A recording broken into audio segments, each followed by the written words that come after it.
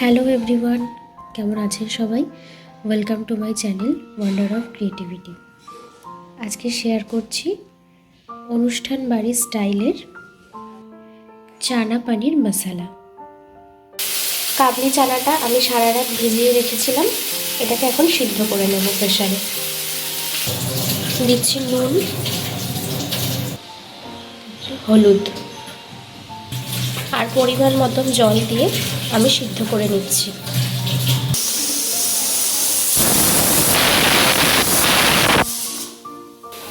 ছটা সিটি দিয়ে নিচ্ছি। জল সমেত সিদ্ধ চানাটা রেখে দিয়েছি। এদিকে রয়েছে কিউব করে কেটে রাখা পনির, এটাকে আমি ভেজে নেব। কড়াইতে দিয়েছি অল্প সাদা তেল।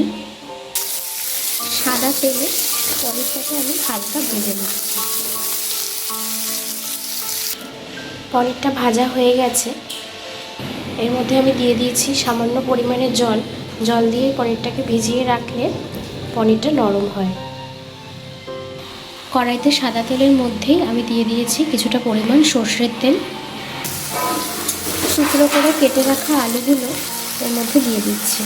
চানা পনিরের মধ্যে আমি অল্প আলু দিচ্ছি, এটাকে ভেজে তুলে রাখবো। দিয়ে দিচ্ছি নুন। কেউ চাইলে আলুটা স্কিপও করতে পারেন। দিয়ে দিচ্ছি হলুদ। আলুটা ভাজা হয়ে গেছে, এবার তুলে রাখছি। ফোড়নে দিচ্ছি শুকনো লঙ্কা, তেজপাতা, সামান্য গোটা জিরে। টমেটো কুচিগুলো দিয়ে দিচ্ছি। টমেটোটা এদিকে ভাজা হোক। এখানে আমি কয়েকটা গুঁড়ো মশলা নিয়েছি। এখানে রয়েছে জিরের গুঁড়ো, হলুদ গুঁড়ো, কাশ্মীরি রেড চিলি পাউডার, শুকনো লঙ্কার গুঁড়ো আর সামান্য চাট মশলা। সামান্য জল দিয়ে এই মশলাগুলোকে আমি একসাথে গুলে রাখবো। এর মধ্যে দিয়ে দিচ্ছি কয়েকটা চেরা কাঁচা পাকা লঙ্কা। এরপর দিয়ে দিচ্ছি আদা বাটা। মশলাগুলোকে একসাথে ভালো করে কষিয়ে নিচ্ছি। জলে ভেজানো গুঁড়ো মশলাটা দিয়ে দিলাম।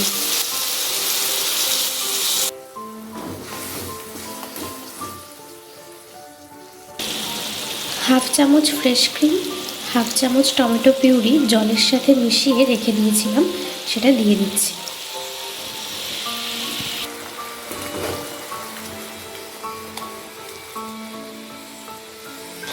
দিয়ে দিচ্ছি পরিমাণ মতো নুন।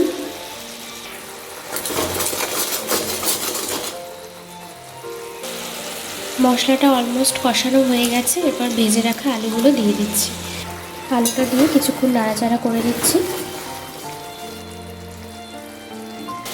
সিদ্ধ কাবলি ছোলাগুলো আমি এবার জল সমেত দিয়ে দিচ্ছি। আমি সামান্য জল দিয়ে দিয়েছি আরও। এরপর ঢাকা দিয়ে সিদ্ধ হতে দেব। ভেজে রাখা পনিরগুলো দিয়ে দিচ্ছি।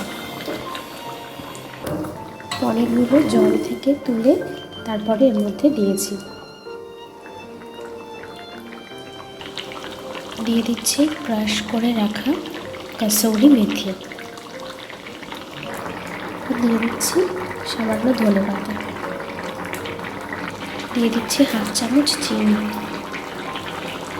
গরম মশলার গুঁড়ো।